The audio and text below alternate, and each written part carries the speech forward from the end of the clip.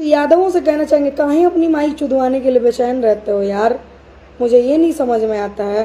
तुम लोगों से ढंग से बात करो तो भी तुम लोगों के लिए दिक्कत है, तुम लोगों से एटीट्यूड में बात करो तो भी तुम लोगों से दिक्कत है।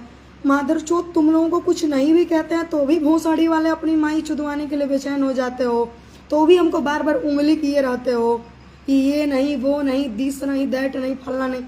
यादव को देख के मुझे इतना चिढ़ चढ़ जाता है ना कि भाई चौथ अंदर से दिमाग में झंझना जाते हैं। अरे साला बहुत अच्छे अच्छे यादव लोग हैं यार जो मुझे सपोर्ट करते हैं, समझाते हैं कि ताने ये गलत है, ये सही है। मेरे भी गांव में यादव लोग बसा है यार, लेकिन तुम जैसे मादरचोद जैसे वो लोग नहीं है। ये चौधने पे उतर जाएंगे तो कितना दिक्कत होगा जानते हो ना। हम यहाँ से सन के हुए हैं, बस यहाँ खाली खराब नहीं होना चाहिए, बाद बाकी हम बिल्कुल ठीक हैं। बस ये जो है ना थोड़ा सा बीस नहीं जाना चाहिए, नहीं तो बहुत उल्टे खोपड़ी के मिजाज के आदमी हैं। ठंडा दिया ना तूफानी को, ठंडा गया ना, ठंडा दिया संतोष रेणु यादव को, ठंडा गया ना वो।